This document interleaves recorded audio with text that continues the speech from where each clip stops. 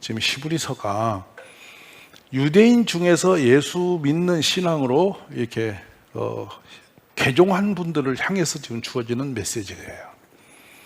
근데 당대에 겁이 나고 두려우니까 안 모이는 거예요. 안 모이는 사람들을 어떻게 세울 수 있을까? 이것에 대한 메시지가 본문입니다. 좀 선명하시죠? 그렇다면 어느 정도 핍박과 환난이 왔느냐는 히브리서 11장에 기록돼요. 믿음을 강조하면서 오직 하나님을 기쁘시게 할 수 있는 것은 믿음을 가지고 한다. 아멘. 이것을 강조하면서 믿음의 조상들 얘기를 끝나다가 무시무시한 그 형벌, 그 당시 핍박의 모습들을 그대로 기록을 해놨어요. 근데 한번 상상해 보세요. 이 톱은 쇠로 만들어서 나무를 켜기 위한 거잖아요. 이거를 양켠에 둘이 긴 톱날을 놓고 둘이 켜요. 혼자 하는 톱이 아니고. 그러면 길이가 보통 지금 말하면 한 2m 40 정도 되는 톱을, 이게 톱이 한쪽으로 당기면 이렇게 켜게 돼 있는데 양쪽으로 이렇게 톱을 엇갈리게 놨어요.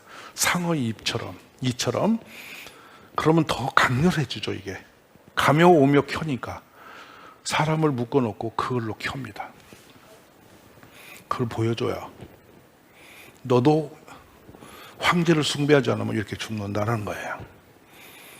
만약 오늘 교회 앞에서 그런 일이 벌어지면 여러분 교회 예배드리러 다음 주에 오시겠어요? 안 오시겠어요? 그냥 옛날 얘기로 듣지 마세요. 심지어는 그때 순교 당했던 분들의 그 역사를 보면요, 이렇게 큰 솥에 기름을 끓이면서 9살 먹은 아들을 거기다 넣어요. 끓는 기름에 튀겨버리겠다는 거예요. 그래 놓고 아들을 거기다 세워놓고 그 어머니에게 너 예수를 부인하고 황제를 숭배하라, 이걸 물어요. 여러분 어떻게 해요? 그러니까 그 신앙과 지금 신앙과 비교를 한다면 우리 믿음이 좋은 것 같아요? 그때 믿음이 좋은 것 같아요? 비교가 안 되죠. 근데 복음은 지금이 더 많고 풍성하고 더 논리적이에요. 그 당시에는 그렇게 구체적으로 예수 그리스도가 구세주라는 것이 선명하게 선포되는 일이 적었어요. 근데 지금은 너무도 넘치고 있죠. 이렇게 효과적인 방송, 음향, 수많은 여러분이 정보를 통해서 복음을 접하고 있잖아요. 맞죠? 그렇다면 믿음이 그보다 더 세져야 되잖아. 그리고 그 당시보다 여러분 지적인 수준이 높아요, 낮아요? 자, 2000년 전에 이 시민과 지금 시민과 학적이나 지적으로, 이성적으로 누가 더 깨어있다고 봐요? 그때 분이 더 깨어났을까요? 비교할 수 없도록 여러분은 지금 알고 지적이고 이성적으로 탁월해졌어요. 그런데 왜 믿음은 그때만 못할까 하는 거예요. 복음은 변함이 없어요. 아멘? 이 진리는 변한 게 하나도 없어요. 근데 왜 지금 우리의 신앙은 이렇게 힘을 잃었을까? 그러면 무엇 때문에 그 당시에 성도들은 그 혹독한, 그 무시무시한 핍박 속에서도 굴하지 않고 계속 복음을 지켜낼 수 있었을까? 배교하지 않고 예수 믿는 신앙을 위치면서 죽음의 길에 스스로 자신을 내놨을까? 지금은 그냥 편안하게 많은 조건, 상황들이 그냥 교회를 다니기가 너무 좋도록 열어놨는데도 교회 다니는 게 버겁기만 하고 이상스럽고 됐는데 그 당시 뭘 그렇게 은혜가 충만해서 그랬을까 하는 거예요. 문제는 우리가 많은 정보를 가지고 있지만 복음에 너무 우리가 정확한 복음의 고백이 없다고 보는 거예요. 문제는 이거예요. 여러분 물어볼게요. 여러분 구원이 확신 있으세요? 오늘 내가 어떤 상황에 인생이 끝날지라도 천국 갈 길이 있음을 믿으세요? 나는 천국의 시민인 것을 확증하시냐 그거예요. 그렇다면 그 천국의 가치는 지금 이 땅에 있는 것과 비교할 수 있어요, 없어요? 천국은 멀리 있으니까 시원찮고 지금 내가 사는 하루하루가 훨씬 더 중요한가요? 이거 가치의 비교성이에요. 저는 이렇게 생각합니다. 구원, 내 노력으로 할 수 없는 것, 세상이 그 누구도 나를 구원시킬 수 없는 것, 오직 한 분 예수 그리스도. 천하 만민 중에 구원을 받을 만한 다른 일을 우리에게 주신 일이 없다. 오직 한 분 예수 그리스도. 그분이 나의 주시잖아요. 그러면 구원이 얼마나 귀한 것인지 이해는 되세요? 구원을 못 받으면 우리 죽음 후에 가는 길이 어디죠? 지옥이 우리는 너무 쉬워요. 어떤 분이 그런 말을 해요. 예수 좀 믿으세요. 그랬더니 예수 내가 왜 믿냐고. 재수 없다고. 그래서 그러면 지옥으로 가십시오. 그랬더니 이 사람이 사람을 뭘로 보고 지옥 가라고 그러냐고 막 그래요. 그래서 답이 뭐예요? 지옥은 안 믿는데 왜 이렇게 놀라세요? 지옥이 없으니까 그러고 있잖아. 근데 지옥 가라는 말은 그냥 뻥인데 뭘 이렇게 화를 내세요? 그냥 계시다 가세요. 뭐라고 그럴래요? 지옥은 성경에 불못, 무적행, 그리고 사단, 마귀를 고통스럽게 해서 만들어진 형벌 있는 감옥이에요. 근데요, 들어가기는 들어갔는데 나올 수가 없어요. 그리고 그곳은 육체적인 육이 가는 곳이 아니라 영혼이 들어가는 곳이에요. 하나님이 마귀가 창세기부터 하나님을 대적하고 그 많은 수많은 인류를, 하나님의 사람들을 그렇게 괴롭히고 고통스럽게 하고 도적질하고 죽이고 멸망시킨 그 영을 가두어서 그걸 완전히 고통스럽게 영원히 형벌을 내리려고 만든 그 지옥은 어느 정도 강도일까요? 어느 정도의 고통스러운 곳일까요? 불못이라는 용어를 쓸 때마다 여러분이 떠오르는 게 있어야 돼요. 불못 하면 불이 퍽게 타오르고 있는 그 못에 던져 들어간 겁니다. 그런데 그것은 한 번 들어가면 그 무시무시한 고통이 영원히 지속되고 있는 곳이에요. 어떤 일정한 형기가 끝나면 나오는 곳이 아니고 못 나오는 곳이에요. 육체는 죽어 땅으로 들어가 흙이 되지만 영혼은 죽음 없이 그곳으로 끌려 들어가는 거예요. 자, 그래서 그곳에 들어간다는 것과 이 땅에서 구원받아 천국 간다는 것이 예수 믿는 믿음 안에서 결정이 되는데, 맞으시면 아멘. 그 예수를 부인하고 지옥 갈래요? 오늘 이걸 만약 선택을 하면 갈래요, 안 갈래요?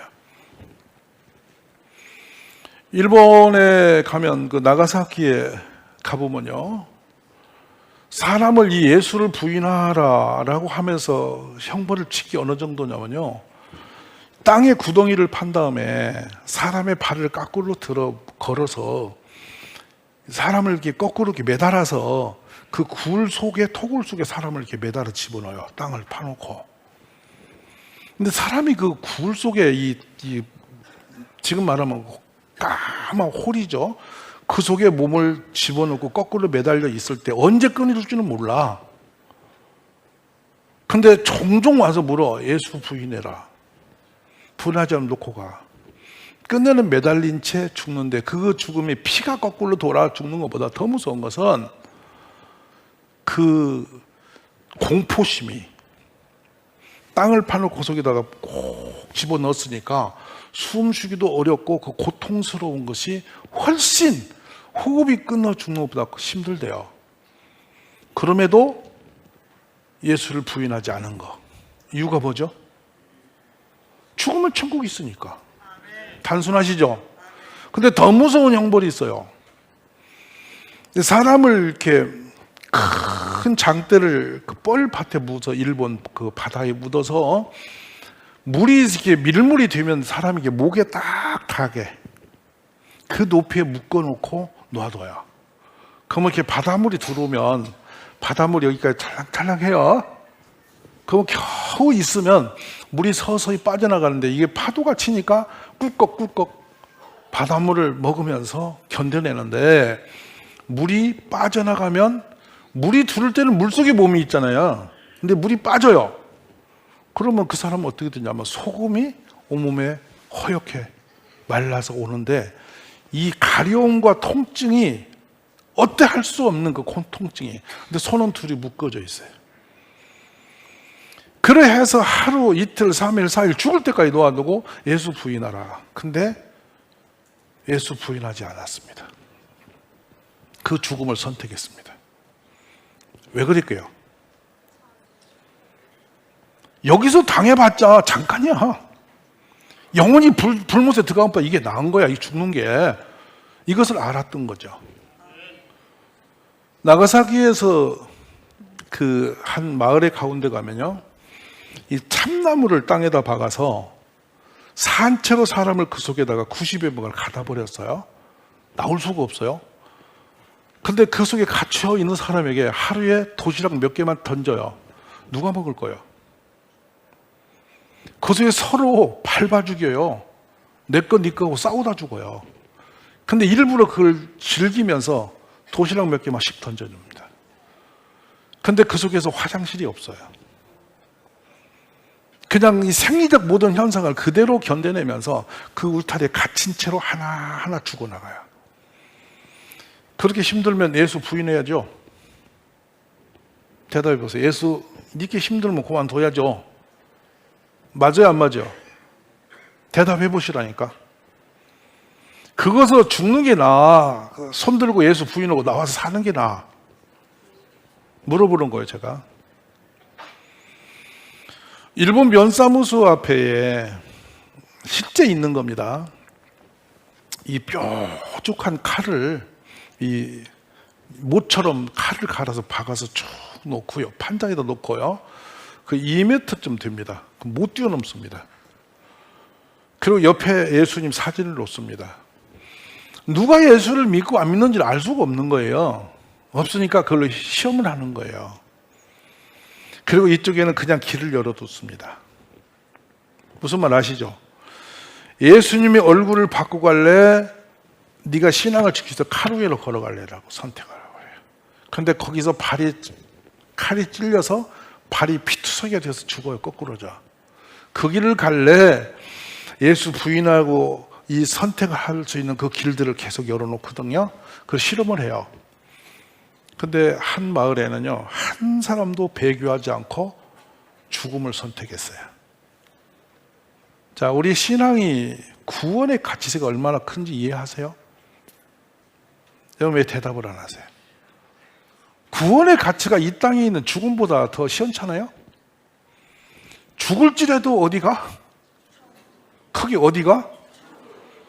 천국은 세상에 볼 수 없는 모든 황금 보석으로 깔려있는 곳에, 천군 천사가 가득한 곳에, 항상 찬송이 있는 곳에, 하나님의 영광이 그곳에 있고 예수님이 그 곁에 있는 그곳에 우리는 늘 그 영광 속에 슬픔과 눈물과 고통이 없고 죽음이 없는 그곳에 있는 것, 그것이 천국이에요.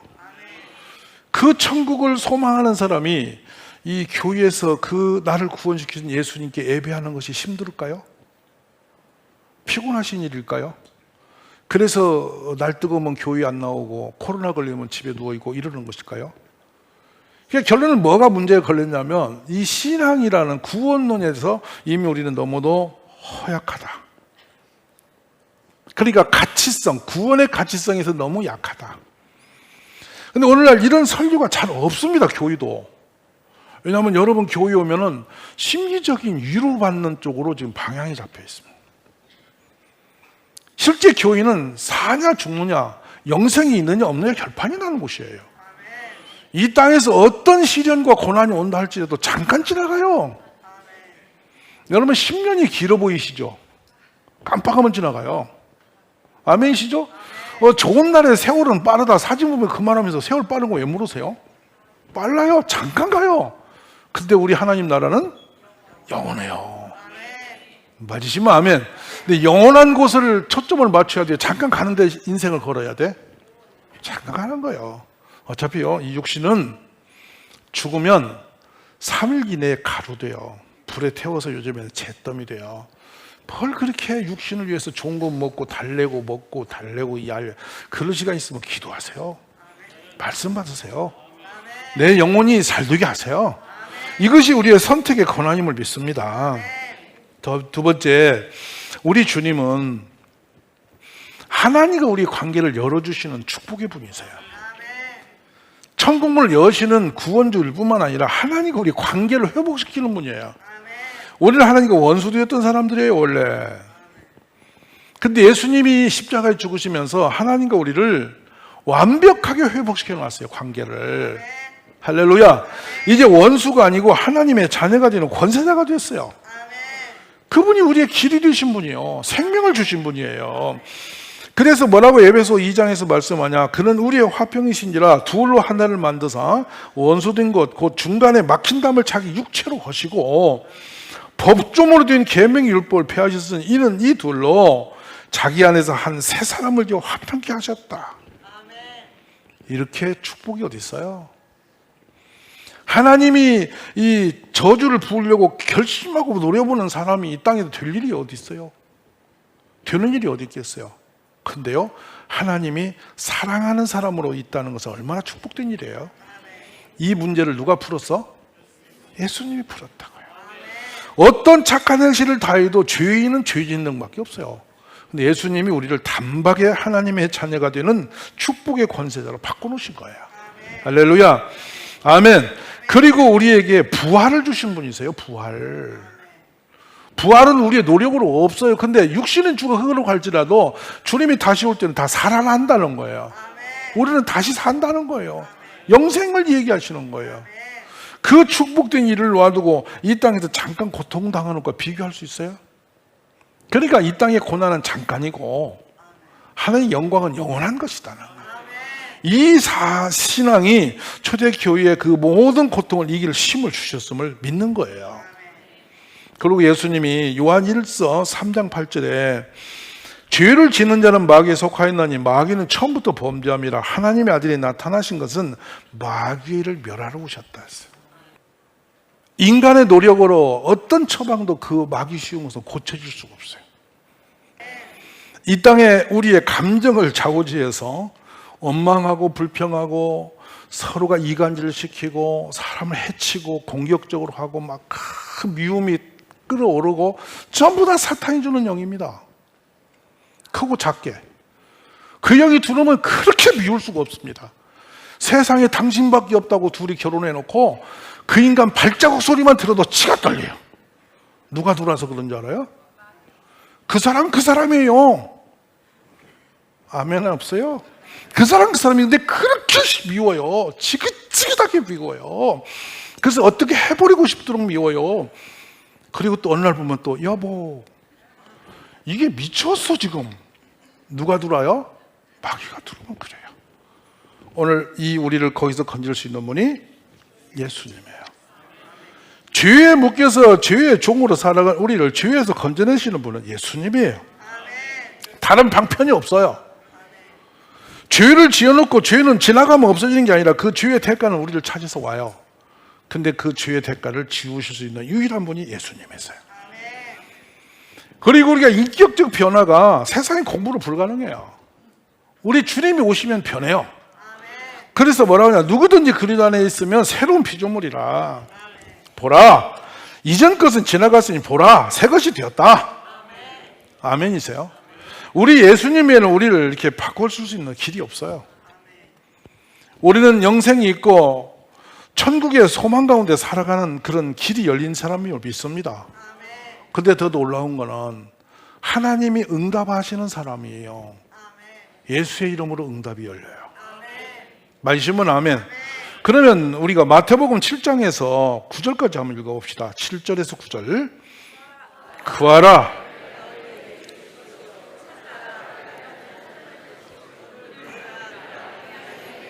구하는 이마다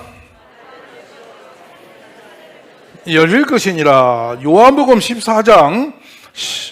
자, 너희가 내 이름으로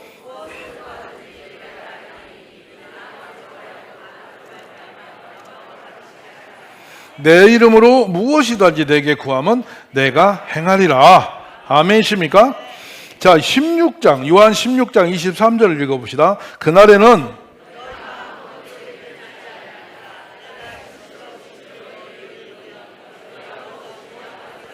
아멘.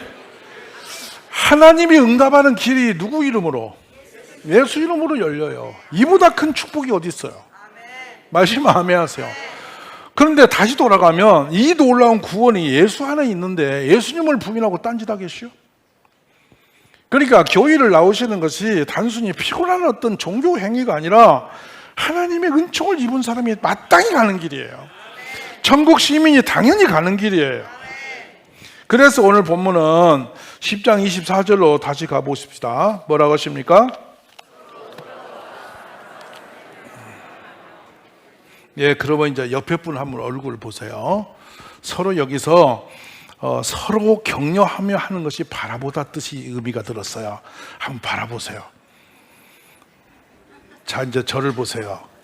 보셨습니까? 그분의 지금 심령이 어떤 상태인지 아세요? 이렇게 보니까 보여요? 안 보이죠? 근데요, 우리 애가, 우리 남편이 진짜 사랑하면 집에 문을 열고 들어오는 순간에 느낌이 와요. 그거를 육감이라고 하지 말고 느낌이 와, 영감이 와. 아시면 아멘. 그거 알면 부부야. 그 모르고 사는 사람은, 그걸 모르는 사람하고 사는 사람은 뭐라고 표현이 내가 어려운데 돌멩이 오고 사는 것 같은 거야. 걔도 그 영감이 좀 있어. 그래서 주인이 기분 좋게 들으면 걔가 폴딱폴딱 뛰고 앵키다가 분위기 시원찮으면 얼른 책상 밑에 가서 쪼그려 눈치 봐. 이렇게 걔도 감을 잡아. 알아 몰라. 지금 그 얘기예요. 주의 깊게 보다, 생각하며 깊이 보다. 이래서 살펴 보다. 이웃을 그렇게 하라는 거예요. 살펴보래. 주의 깊게 보래. 그렇게 보면 이분이 얼마나 힘든지, 얼마나 어려운지, 믿음이 있는지 없는지 모든 게 보인대. 그것을 위로하는 거야. 그러면 그 환난을 이길 힘이 생겨. 우리 인생에는 때로는 폭풍과 몰아칠 때도 있고, 때로는 기쁨의 춤을 출 일이 일어날 수도 있어. 다 그런 과정은 겪어야 돼. 너는 있고 나는 없는 게 아니라 다 그 과정이 있어. 근데 그때 누군가가 내 손 잡아주는 거야. 그 핍박과 환난 가운데 성도들이 서로가 깊어보면서 걱정 마, 하나님이 지켜줄 거야. 이렇게 위로하며 그 시련을 겪고 넘어서 예수 그리스도의 복음이 우리까지 살아온 거예요. 저는 오늘 우리가 이웃을 그렇게 보시기를 주의 이름으로 축원합니다. 그리고 격려하다라는 게 뭐냐면 불러서 일으키다. 일어나, 같이 가. 힘들지? 이렇게 해보자 하고 사람을 이렇게 일으켜주는데, 이게 원어는 발작을 하게 하다 뜻이에요. 반응을 하게 하다 뜻이에요. 근데 반응이 나쁜 쪽이 아니라 자극을 주어서 일으키는 작업이에요. 주로 부모님이 이 역할을 하죠. 이게 돌봄이에요. 저는 우리가 이런 축복된 이웃과의 관계를 통해서 하나님 나라를 일으키는 하나님의 사람 되시기를 간절히 바랍니다. 그래서 이렇게 돌보는 것은, 살피는 것은, 격려와 사랑으로 자꾸 다가가는 것은 교회를 살리고 영혼을 살리고 하나님 나라를 일으키는 작업이에요. 지금 교회를 홀로 다니시는 분이 계시면 그런 일을 시작하세요. 누군가를 돌보십시오. 관찰하십시오. 유심히 보십시오. 그래서 그 관찰이 그 영혼의 눈물을 볼 수 있을 때 여러분은 위대한 사람 되는 거예요. 서로 이렇게 돌보면서 위로하다 보면 어떤 시련도 감당할 수가 있어요. 우리 교회가 마지막 날에 그렇게 힘을 쓰면서 모이기를 힘써서 서로 돌보며 일어나는 교회 되기를 주의 이름으로 축복합니다.